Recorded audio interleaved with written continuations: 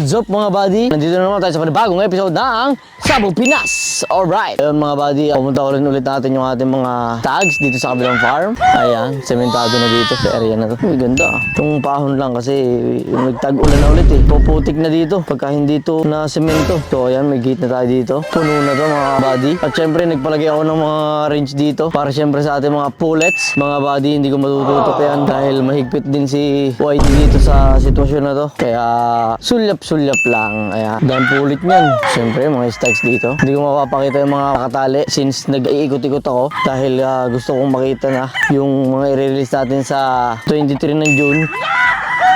Gusto kong ma-sure kung marami na talaga tayong pang-release para syempre pagpunta naman ng ating mga bisita ay solid naman yung kanilang pagpunta. Bine-verify natin yung mga kalusugan nila. Siyempre, sa dami ba namang to? Kailangan lagi din chine-check. Pero hindi ako laging nakakapunta dito. Kung pumupunta ako dito sa farm is gumagawa ako ng paraan para maikutan ko to. Ayun na po, nagtatag-ulan na. Siguro magiging green na rin to pagka nagtuloy-tuloy yung tag-ulan. Kaso ayoko pa magtuloy-tuloy kasi maraming pansisiw. So kailangan kong sipagan mag-vlog kasi marami nag-aabang pala talaga. Buenas mo naman! Yung mga nasa ibang bansa. Wala, may basta lang ako nare-receive na Idol SP. Gawa na ulit ng content, namimiss ka na namin. So kailangan ko magawa ng content para din syempre sa inyo na naging obligasyon ko na gumawa ng content para pantanggal inip sa mga kaibigan natin dyan sa mga OFW na prepa pits. Ayan mga bata na yun nandito sa area na to. Kasi nilipat ko na dun yung mga matured na sweaters. So pumunta ako dito sa ibabaw. Lasang hangin. So yun, yung mga inahin, nandun. Tapos yung cording natin, puno na dito. Ay, doon pa pala hindi. Local na yung mapapapunta doon. Kasi nandito na yung second batch ng early bird, mga bata pa. Tapos nandito yung mga barracks ng mga tropa. Yan yung barracks, tulugan nila.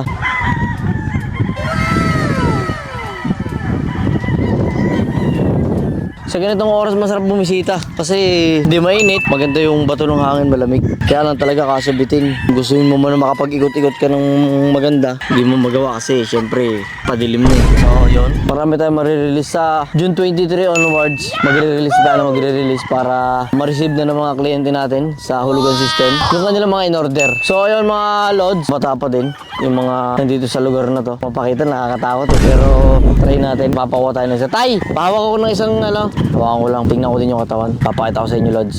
Yung figura ng ating SBR na PCOM. Ayun mga Lods, yung ating super brown red. Napakaganda. Kanino kaya makapunta to? PCOM na super brown red. Ayan. Ganda. So yun mga Lods, ito yung sample natin. Anong batch to, Tay? Batch 3. Local na to. May mga ganun talaga eh. Bibilis mag-matured pagka ganito mga hatch. Ganda. At least napatesting ko na kayo, napakita ko kayo ng mga breeds po natin ng SBR. So yun mga Lods, magagabi na. Kaya tuloy-tuloy lang ikot dito sa farm.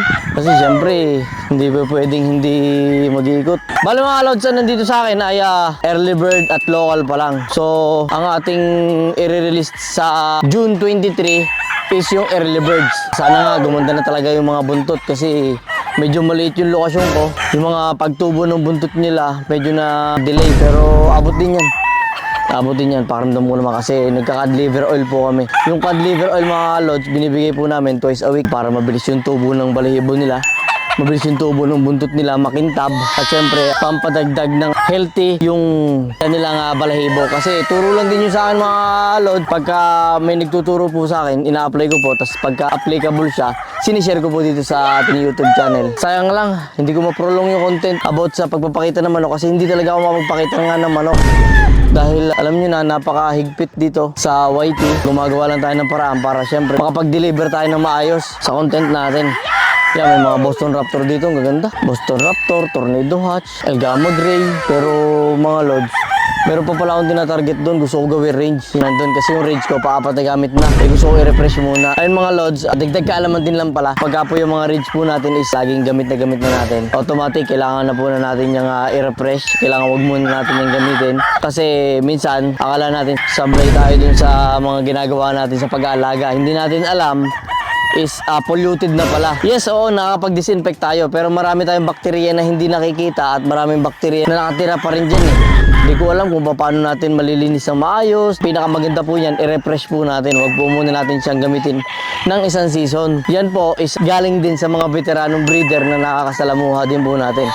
Even AEJ, ganun din po sila. Nagre-refresh din po sila ng kanilang mga area. Pagka yung kanilang ranging is nagamit na nila, re-refresh nila yan, din na nila gagamitin muna yan ng isang season. Tapos, susunod na season, iba naman. Para sa susunod na season, babalikan nila yung ginamitan nila para di nila masisi yung location. Kasi minsan, hinahanap natin kung saan tayo nagkamali, bakit tinatamaan ng mga manok natin, bakit mayroong sakit pa rin, ginawa na naman natin ng lahat. Nagkakameron pa rin ng mga sakit-sakit, nagkaka-majority pa rin na meron may sakit. Kaya hindi natin makita yung pala nasa location. Inahin ko dito is nilagay ko dito sa area na yan.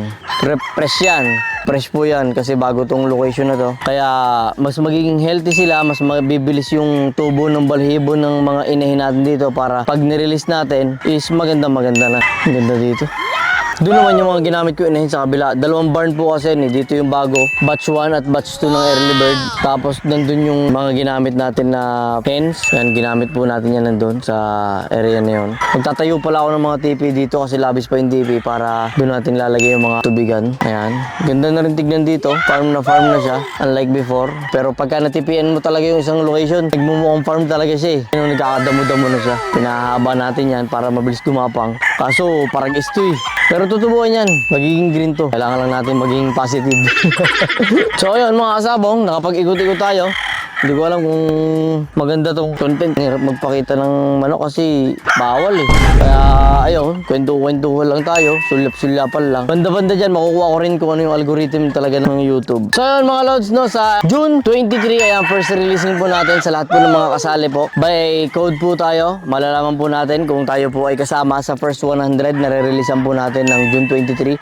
Tapos onwards, ayan, pipilian po natin yung mga nasa Visayas, Mindanao. Huwag po kayo mag-alala, marami po ito, kaya hindi po lahat yan is mapipilian. Marami po ito, kaya wag po kayo mag-alala. Ako po mismo yung pipili para sa inyo. At kung meron pong hindi nakapasa sa akin, hihintayin po natin yung ibang batch para yun po yung mapadala ko po sa inyo. Wag po kayo mag-alala, this season, aabot po yan. Rest assured na para po sa akin ay maayos po yan. Siyempre, pinaghirapan nyo po yung pera na iniuhulog nyo. At syempre, sa lahat po ng mga gusto pa sumali ng hulugan system at hindi nyo po alam yung hulugan system na tinatawag ko, soon, i-discuss ko po ulit. Gagawa po ulit ako ng content yan kasi by July, mag-o-open na po ulit ako for next season para mas marami po makapasok, mas marami ako ma-breed, mas mabilis ko at mas maaga kong malaman kung marami ang order, i-adjust ko yung breeding ko.